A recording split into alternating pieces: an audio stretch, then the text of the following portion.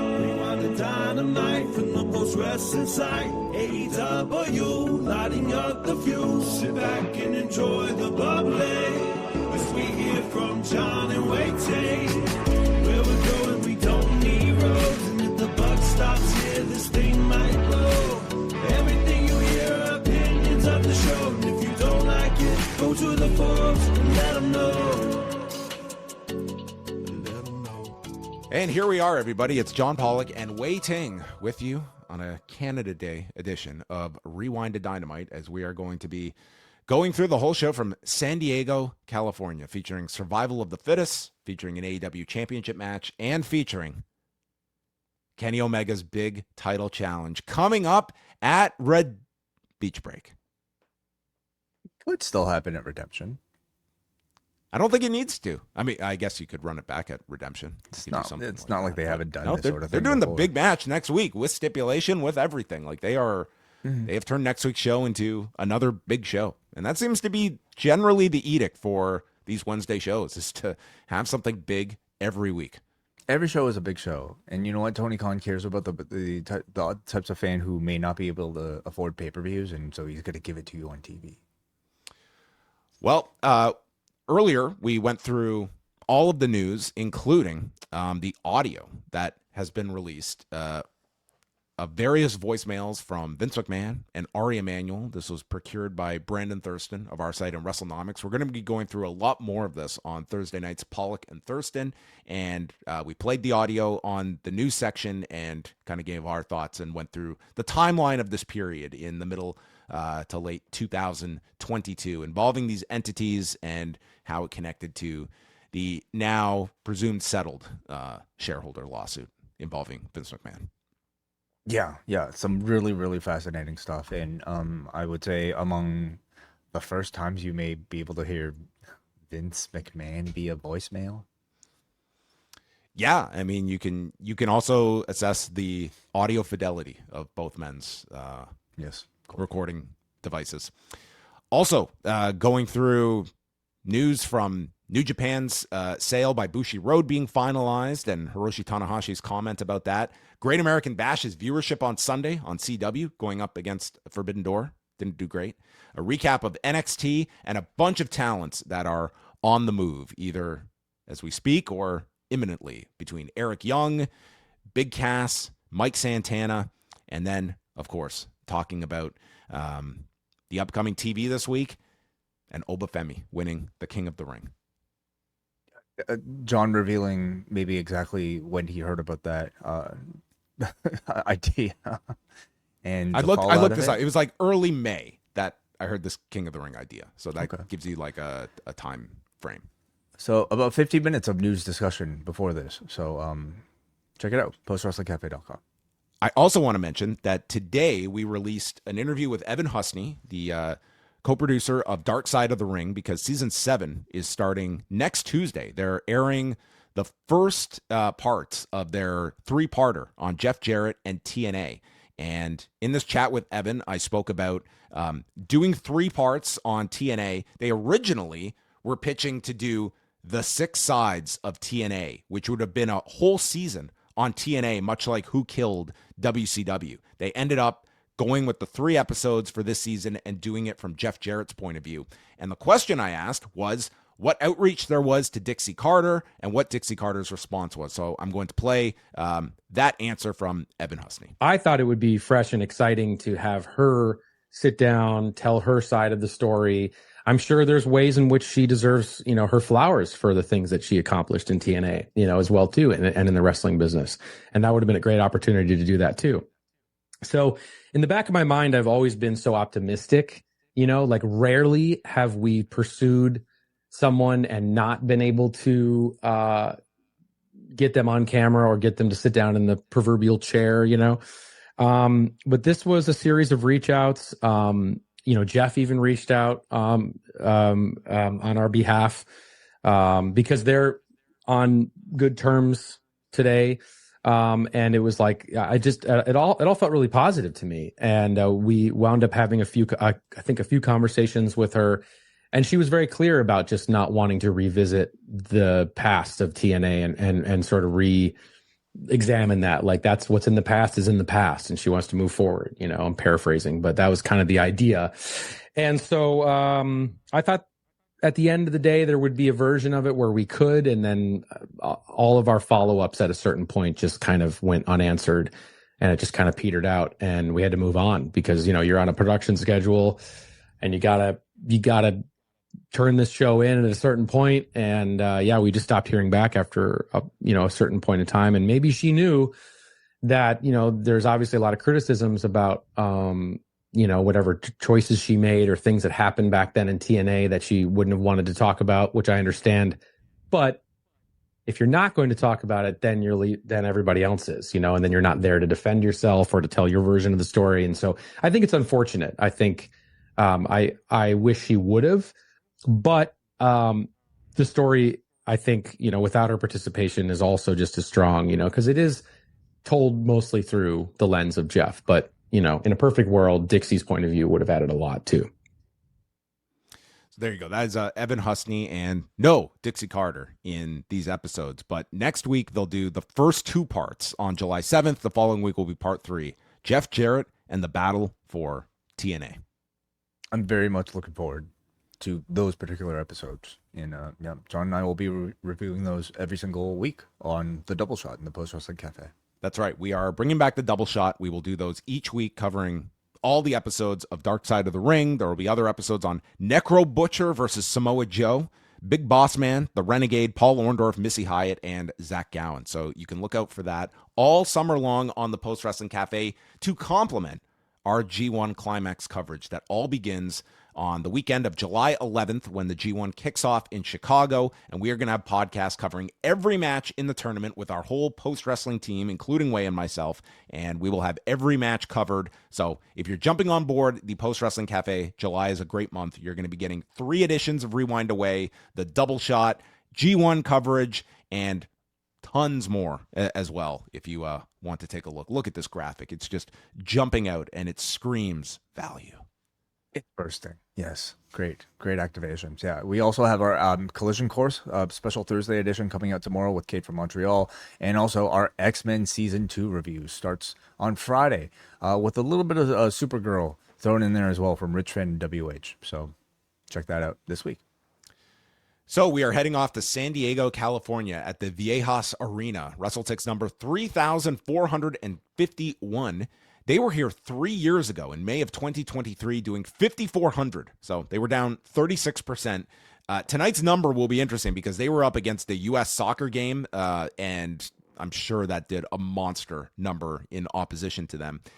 Despite being here, again, another West Coast show, just like Forbidden Door in San Diego, but no Bryan Danielson as his absence continues. And we had Excalibur, Shivani, and Nigel on commentary, and they were doing Collision immediately after this.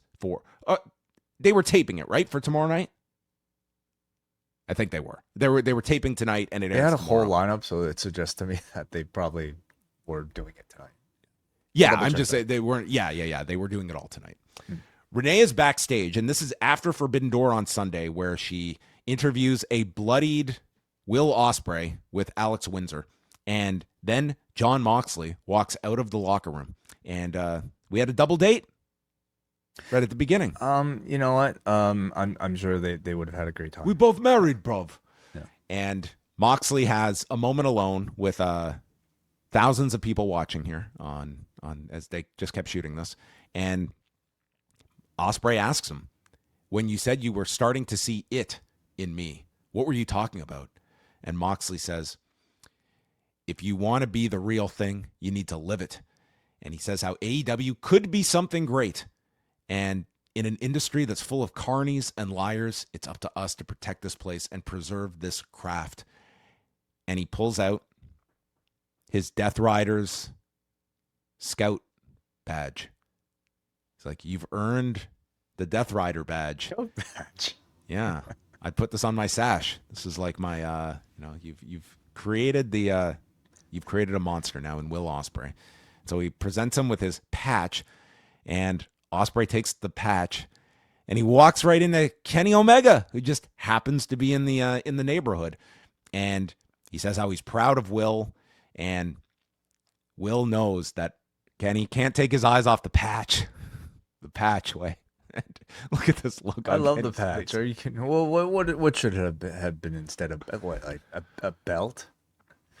The blue belt? He should have had to get one of those like branding irons. I think it should be a white T-shirt. Wouldn't that be a thematic? That would be, size extra small. Yeah. Yes. So Will's like, I don't need you to be my dad. I know you're looking at this patch. And he says, I'm just looking out for you. And Ospreay says, just because you've given up on yourself, Kenny, doesn't mean I've given up on myself. And then MJF walks out of another room and he says, Kenny warns him that if you get by Mark Briscoe, I'm coming to knock on your door. And I don't think he meant literally because the door was open behind him.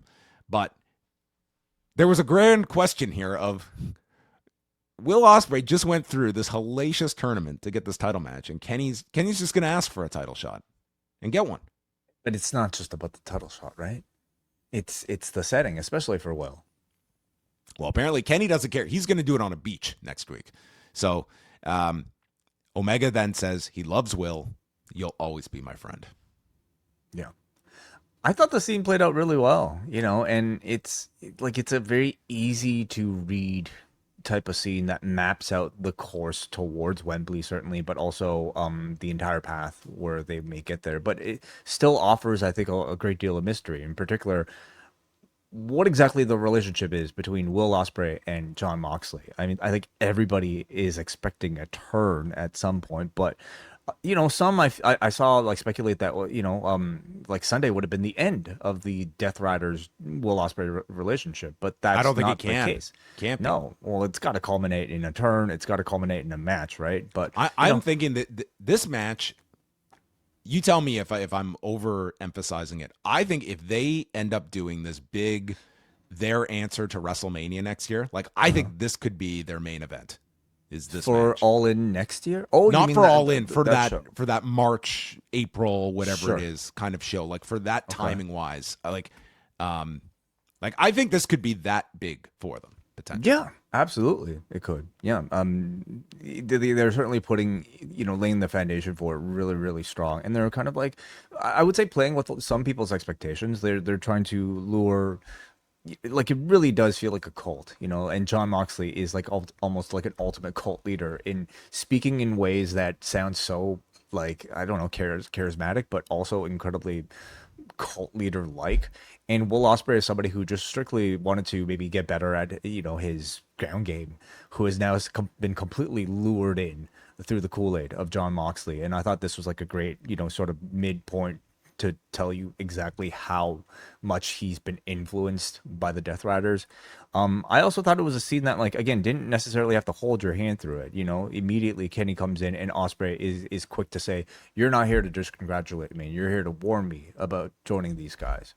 So they're really telegraphing the Wembley main event, but I don't think that is bad at all. It simply means that they're giving all of us a focus, and now we let the story play out and hope the storytelling is strong. They're almost telling you like what the main event is, but instead of like trying to surprise people or swerve people, the suspense is, how are they going to get here? How are they going to weave through this? Are they going to do the title change next week? Are they going to do the title change at Montreal? Is it going to be a hiccup for Will? It's like this, you're pretty clear this is going to be the end result, but what is the navigation to August 30th? Yeah. And as long as there's a shred of doubt that this isn't the main event, I think you'll have your audience. And that shred of doubt in this case is MJF, and how what sort of obstacle he represents in all of this. So MJF and Mark Briscoe is kicking off the show for the AEW title, and they compare this to the last time MJF defended his title right after a pay-per-view title defense, and that's when he lost to Darby Allin. So could it strike twice here? MJF is still got his knee and quad wrapped up and is selling it early on, and Mark Briscoe has his forehead bandaged, and this was a record-setting bloodbath within seconds. And one of the big topics online today, Wai, did you happen to do your annual, or I should say monthly, rewatch of the WWE PLE on Netflix today? I have not, but I heard about the story. Correct. Yeah. So it appears that, and I did verify this. I had to go and actually see it with my own eyes, but they have blurred Braun Breaker's face. So it looks like I'm watching like Cops here, and he's, or this guy didn't sign a release form in Saudi Arabia. So literally this is what you're going to see if you're watching the video version, where an anonymous man is having a cage match with Seth Rollins. I have not asked about this, but I need an explanation, because this cannot be a Netflix call. There's no way this could be a Netflix call for all the shit you can see on Netflix, and that this would be beyond the pale. Okay, so you're suggesting it's a WWE call. I can't imagine that this would be Netflix's problem. I could, if it was like something within their guidelines for the advertisers that they present on their platform. Like that's the only like justifiable reason why you would do something the advertising, like this. I think that would be more a WWE decision. Like I do not know. I do not know. Who's in charge of the advertising? Who sells the advertising? WWE selling the advertising. Like that's TKO. On Netflix? I'm talking about like you're talking about like the international. Yeah, Netflix. I mean, you're going to have obviously like both entities and such, but so WWE would sell the advertising even on an ESPN. On ESPN? No, not necessarily. So this is blurred on Netflix, not ESPN. This is blurred on Netflix. Got it. Yes. Right. Okay. Yep. Yeah. I mean, I don't know. It's like whatever it is. We will see if this lasts. This just like, I guess you like this represents some opportunity for AEW to continue like branding themselves as the company that will show blood and pretty much show it like within minutes of starting their television product. If this were years ago, could you imagine the field day being the Elite would have with something like this? Well, the show's still out. It is. Back. It just, I don't hear anyone talk about being the Elite. Yeah. So anyway, unblurred, we see Mark Briscoe's bleeding skull, and he recovers after being knocked down on the buckle to hit a froggy bow, does a bunch of dives, and a table is brought out. MJF pops off the table and throws Briscoe onto the edge of the onto the edge of the apron, and puts the table back under the ring to booze. MJF spits in Mark's face, and then Briscoe sends him to the floor, removes the padding, but it's MJF with a back body drop counter, and they continue to fight on the concrete, including a froggy bow off the apron, which is just did wonders for Mark Briscoe's hip. He hits the cutthroat driver. MJF kicks out. Briscoe brings the table out again and places Max onto it. And Mark slips on the steps, but he's okay. He gets right back up and hits the froggy bow. And they shot this angle like right from like kind of Max's perspective as Mark drops the elbow and crushes Max with the table underneath. And Max is rolled in, gets the foot on the rope, another froggy bow, and he hits the J Driller, and MJF kicks out. And it got a good response, but I just felt like that this crowd, and I think most watching, even compared to Darby, I don't think anyone believed Mark Briscoe was winning this, even with the J Driller spot. Did you feel differently? Not at all. I mean, this one especially, I would say a lot more than Darby because, they've already lined up even in the segment prior to this, like MJF's next several challengers, like we've got Kevin Knight, we've got Andrade, we've got Kenny Omega now, and I mean, maybe if you want to believe Will Ospreay, like all of that has really served to make Mark Briscoe feel like a TV match. It's a good point with Kenny saying like, I'm going to challenge you if you win this match. It's like, the whole audience is like rooting for MJF to retain at this point. So he kicks out of the J Driller. So that's the big spot. And so Mark now takes him onto the turnbuckle for another J Driller, but it's stopped with an eye rake, and he turns it into an Alabama slam right into the heat seeker, and MJF retains the belt clean. 18 minutes and 21 seconds. And I thought they had a very good match. I didn't feel like Mark Briscoe to me was just sort of, he just felt like collateral damage in this sea of challengers at the moment. And even with the big J Driller and how big they had built this up, I don't feel you got that audience to that big peak of the idea that we might see a title change here, which I mean, it was going to be tough. I don't know if you could have built this up longer and you would have achieved any different of a reaction. But I mean, it was a good match for this opener that got 18 plus minutes. I thought it was an excellent like TV match. And maybe like Definitely. my standard is already so high, having seen so much between these two and knowing the you know like what they have to live up to. But just as a TV match, I thought it was like, I mean, fast paced. It was violent. It like I could say it felt like a spectacle. And I mean, you know, we kind of talked about how maybe hard to believe in Mark Briscoe was as a challenger in this case, especially with like the rushed nature of the, you know, title, I guess cash in, like you could say. But for the most part, I felt like it didn't really affect this crowd. I felt they were pretty up for all of it, even if like they probably, if you polled everybody, probably didn't really believe in a title change. They were still seemingly engaged, you know, at Briscoe through his charisma, through his likability, and also through the action. So all in all, I would say it was successful.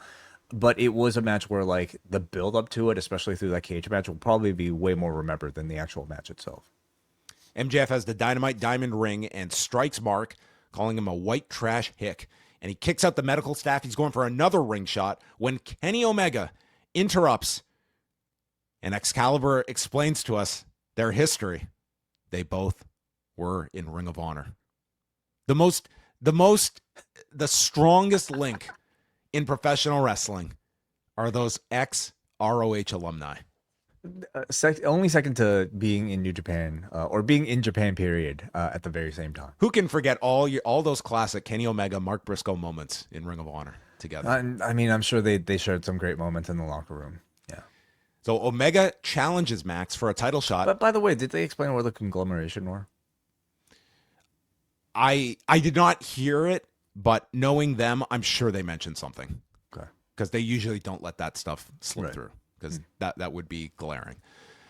Omega challenges him for the match tonight, but MJF turns him down, says it's laughable. You think you deserve a shot. I'm 2-0 against you, and I kicked out of the one-winged angel like it was nothing. You're not a god. You're a fraud. So MJF then decides, I will wrestle you next week at Beach Break if you agree that if you lose, you never get to challenge for the AEW title again. And Kenny has to answer by the end of the night. Yeah.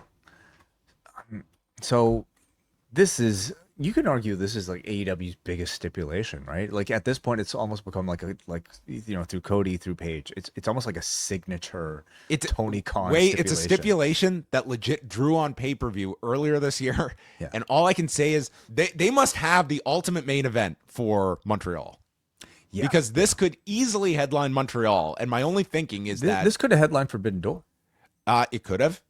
Absolutely. It was bigger than either of their respective matches. I mean, think about it. Like that cage match and all that, it set up like this opening match on Dynamite. Yeah.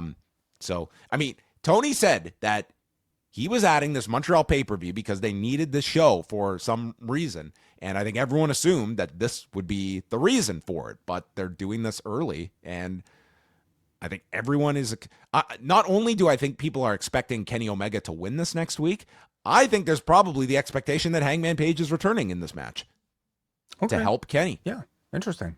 Yeah, and leading to Page and MJF. Okay, so what would be the Kenny match for Montreal? I don't know. I don't know what it would be if like it certainly doesn't feel like any of those other title challengers for Max would have the same kind of juice. Like Kenny and Andrade would not, to me, be a main event for Montreal. You could always do the rematch, you know, with Kenny defending instead. Yeah, like that's probably your biggest option, and you would need. Well, what also happens if they go to a time limit draw next week? Oh, go the hour.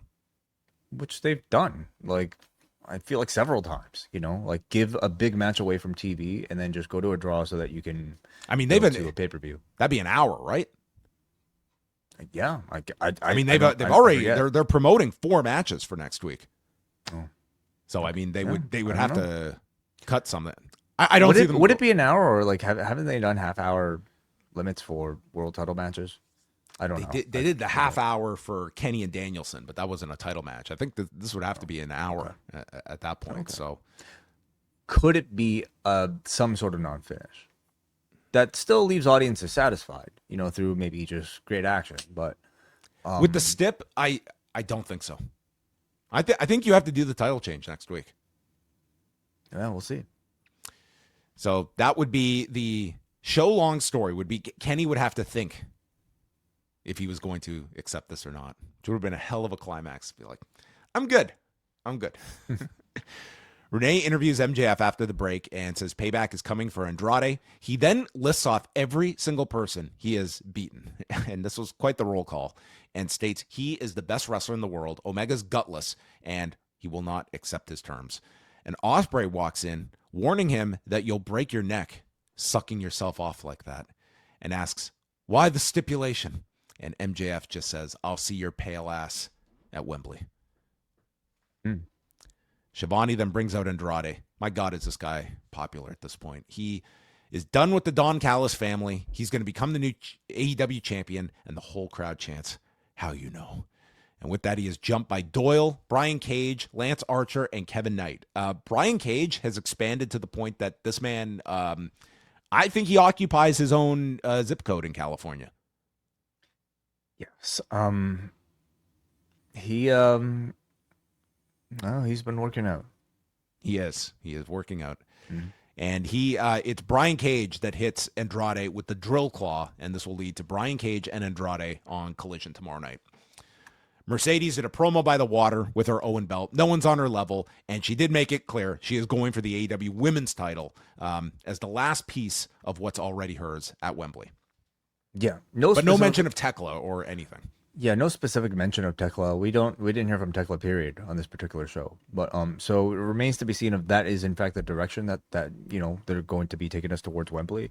They were asked about each other in the press conference, but nothing has really been personally touched on or set up yet. And we know Tekla is going to defend the belt at Redemption against this Casino Gauntlet winner that they're going to hold next week. So there will be that title defense. Mm-hmm. Kevin Knight, Lio Rush for the TNT title. Rush was very popular here, and he's brought another duffel bag out after Kevin Knight survived the explosion on Sunday and had his head wrapped up. And his knee was bothering him as well. And his elbow, I guess. The last time I ran into a bomb, my knee was giving me some trouble as well. For a burn victim, he did okay. I mean, it was an explosion. He wasn't necessarily on fire. Okay. We also had in the bag a all-black ROH World Television Championship, which is the belt that Leo holds, and I guess this will be his version of the TV title. Yeah, I guess so. Okay. Mm-hmm.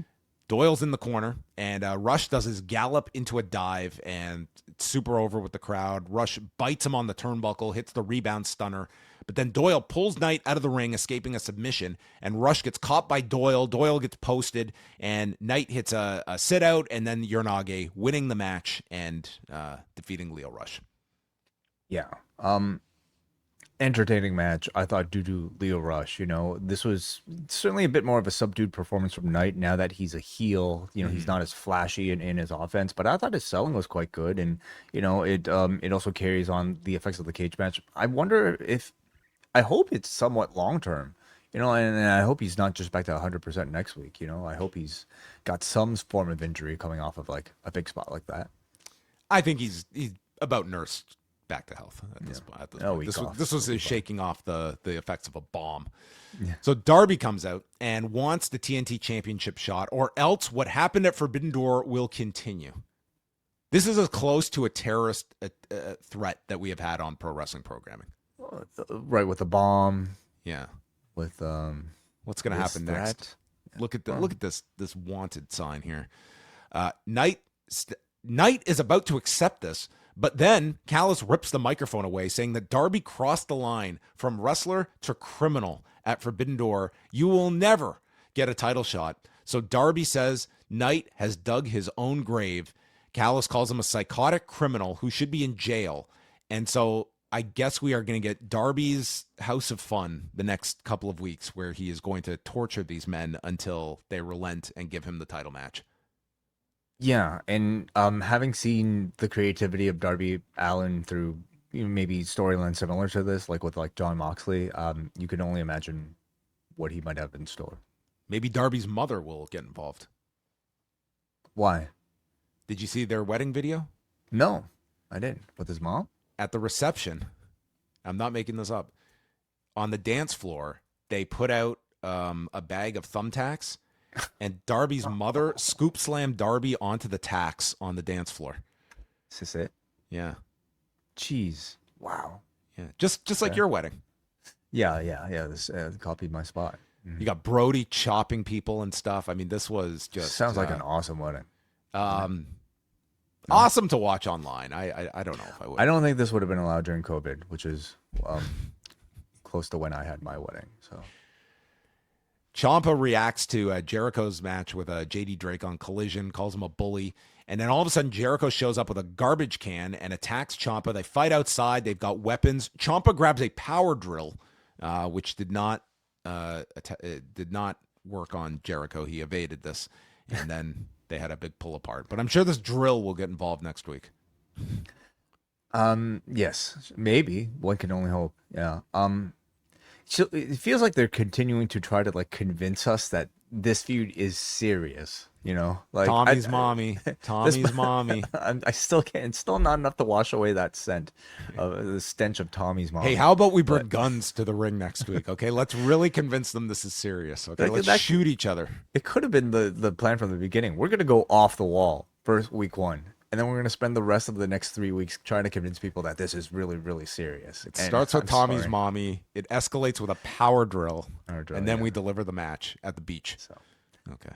Somehow, though, even like with a power drill in this spot, like it's still such a far cry from like the type of like serious tone that you get from somebody like a John Moxley, you know, who probably doesn't need a power drill to like convey that sort of serious edge, right?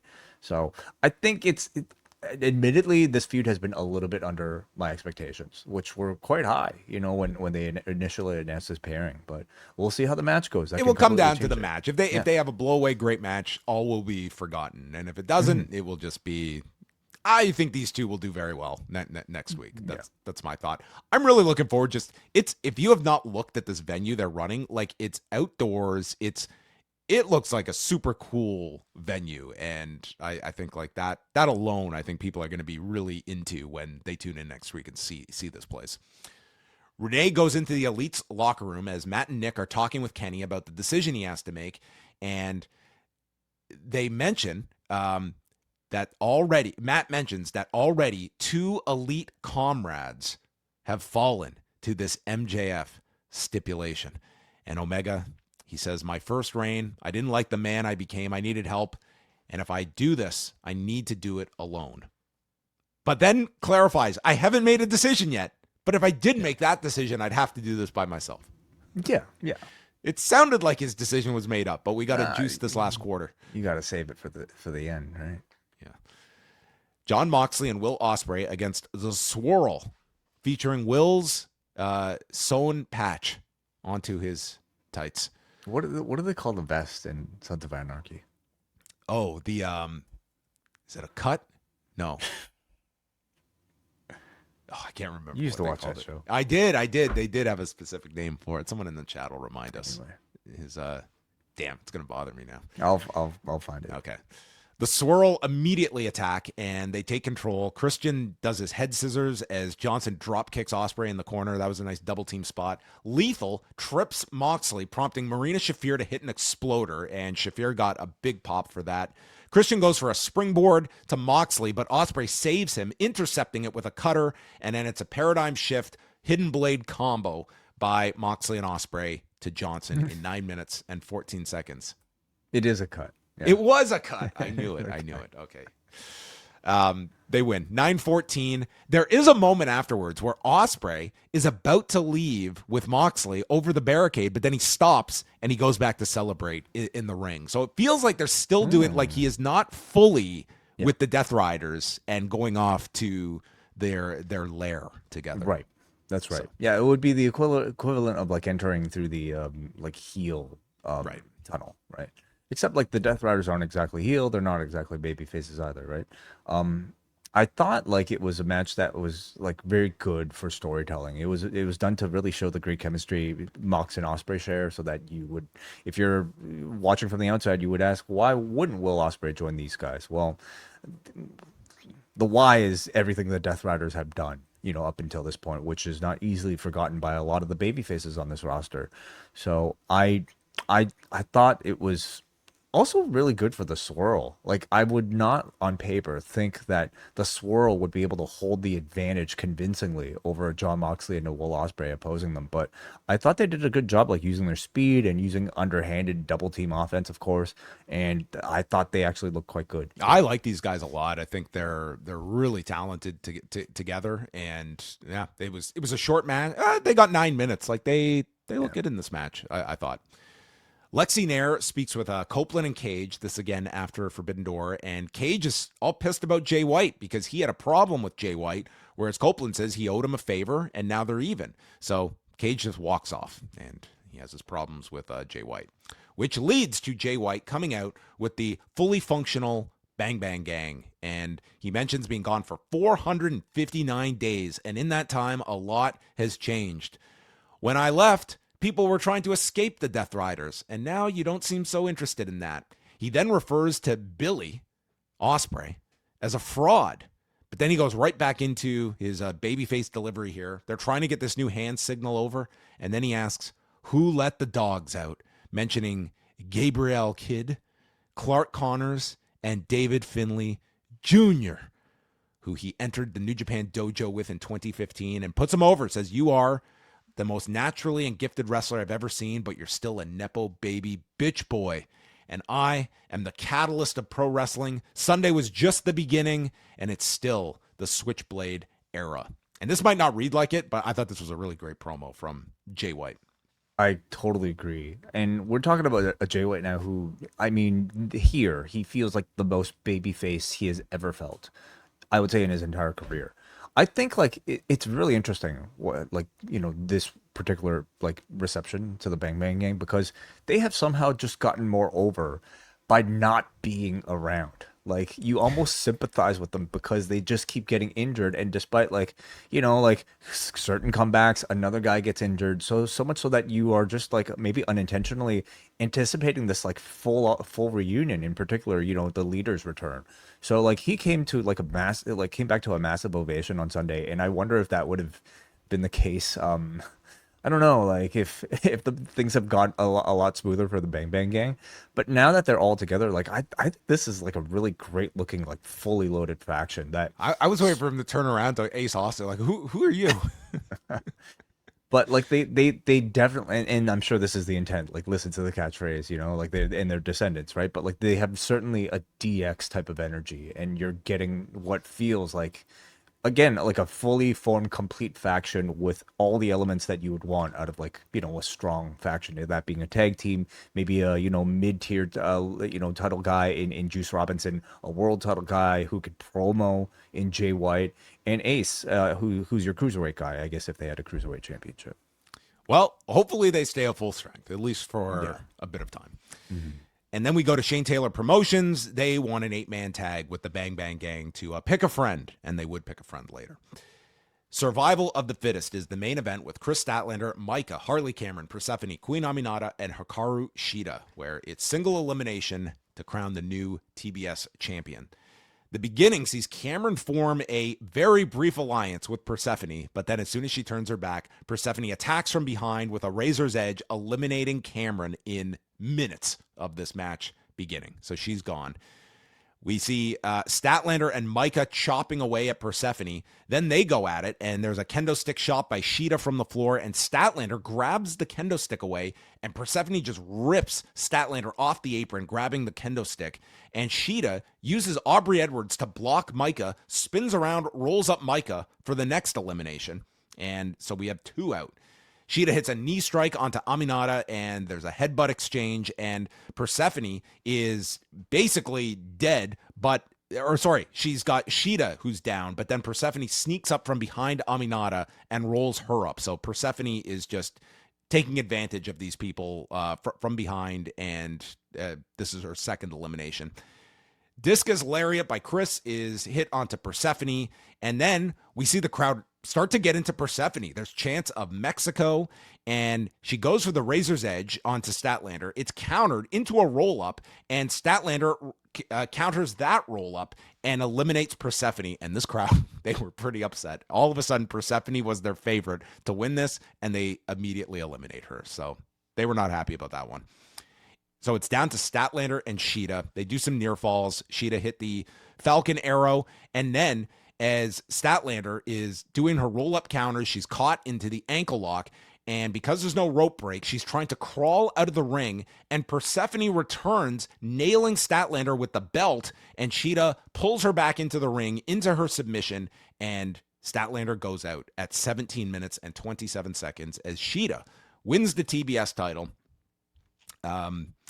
I was not a big fan of this match. I thought there were just so many eliminations. I felt that there was just, I don't know, it didn't get the flow going for me, personally. There was a bit of that at the end with Statlander, Sheeta, and Persephone.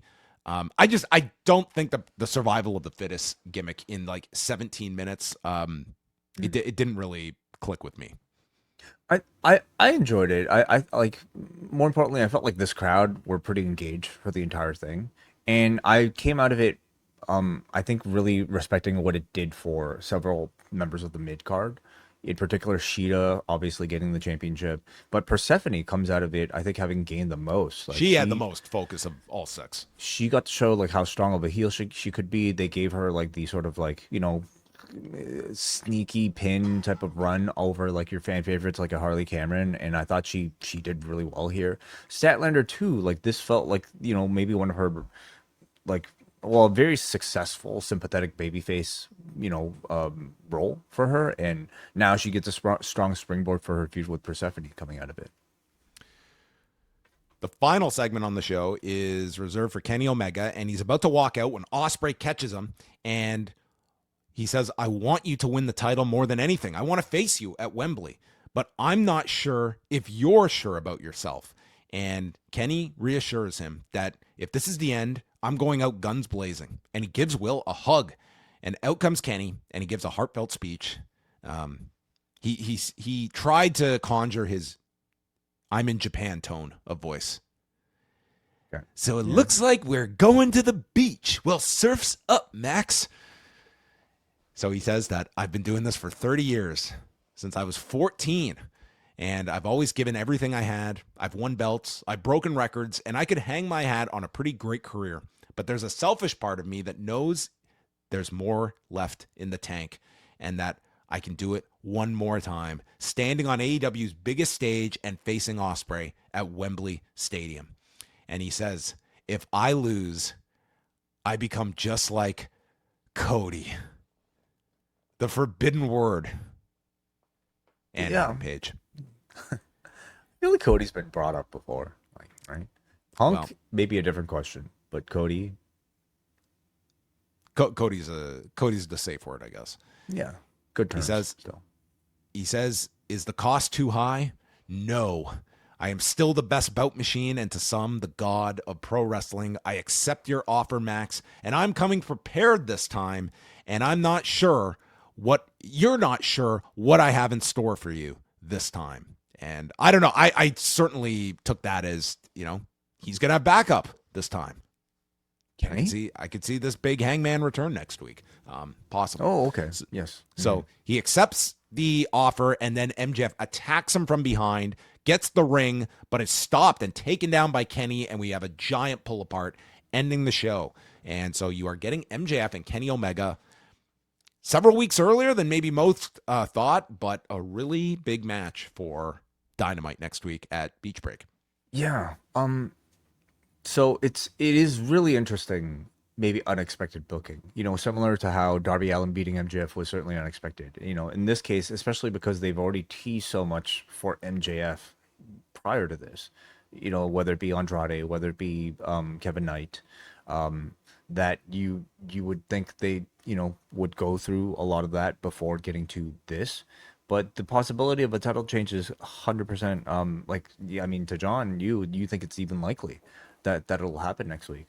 So it's, I think part of that thinking is I think they want to basically tell you, like, Wembley, you're getting Kenny and Ospreay. Even with this July pay-per-view, I think people will realize if Kenny wins his belt next week, instead of 4 weeks out from the show, it's like we're telling you 7 weeks in advance that this is the match. And yeah, I don't know what you do for Montreal. I could still see doing Kenny and Andrade at Arena Mexico. I know the feud is MJF and Andrade, but you could still do something big with Andrade, and he could do the Max match at another time as well. yeah, you could do a Max rematch. Yeah. Yeah. So they also announced 9 matches for Collision that this crowd is currently sitting through. We have Andrade and Brian Cage, Adam Copeland with Jay White and the Guns against Shane Taylor, Lee Moriarty, Sean Dean, and Carly Bravo. Claudio and Pac against Shingo Takagi and Drilla Maloney. Athena against Rena. The winner of that will be in the number 1 spot for next week's Women's Casino Gauntlet. Maya World against Julia Hart for the number 2 spot. Oh, by the way, Mystico, Bandito, and Speedball Mike Bailey against the Rascals.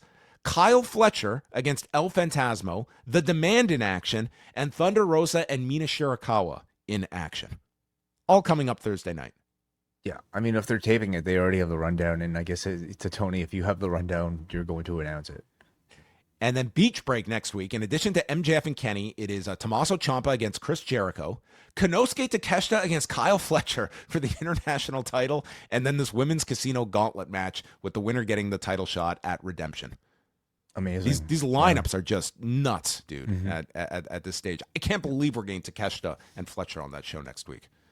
Again, though, like the way they book, it doesn't mean it's the end of the feud, certainly. And you know, they could always do rematches. They could always do series, which, you know, they've always done. Yeah. There's a way you could do Kenny wins the title, and then it's for Max to get the rematch. If Max loses, he can't get the shot. I love it. Great. But you are putting yourself in a corner then of like how you book that. Yeah. Well, but it's their big stip now. Like that's their big stip that they like to go to. So overall thoughts on Dynamite tonight? I thought it was a strong show, a strong follow-up, you know, to like a really strong pay-per-view. You know, it felt like movement towards like their A program in Ospreay versus Kenny Omega. Like this was a very important episode for it all. I love the stipulation. And I thought the wrestling was quite strong overall.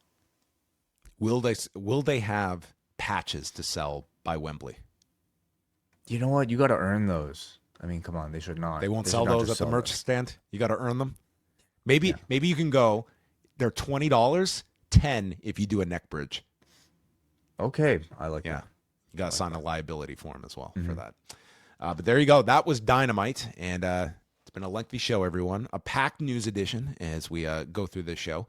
But on Thursday, Wai Ting and I are back to chat about Heels. This was the show on Stars a couple of years ago. They did 2 seasons of it, starring Stephen Amell, and we're going to chat about episode 1 from the first season and episode 3. I did watch the first 3 episodes, so I don't think you need to watch episode 2, but I can answer any questions if there are any between the 2 episodes for you, where we will get to see Ricky Rabies, the man's first match after, forget the return against Darby Allin. This was his real first match as he came back to face Jack Spade. Maybe this was what gave him the bug again. Do you realize this series started right as he was debuting in AEW? Like they started within a week of each other. Yeah. Right. So we will talk all about that on Rewind-A-Wai this week. And then Friday, we've got MCU Later with Rich and WH that's back for X-Men 97 Season 2. Friday night, it's the 2-hour era for Wai Ting and Neil Flanagan as they will start to cover SmackDown. And then it's a bit of a quiet weekend coming up. We don't have anything crazy. But you will have... Enjoy your life outside of professional wrestling, everybody. Hope you have other hobbies. Or you could start some. Guitar playing.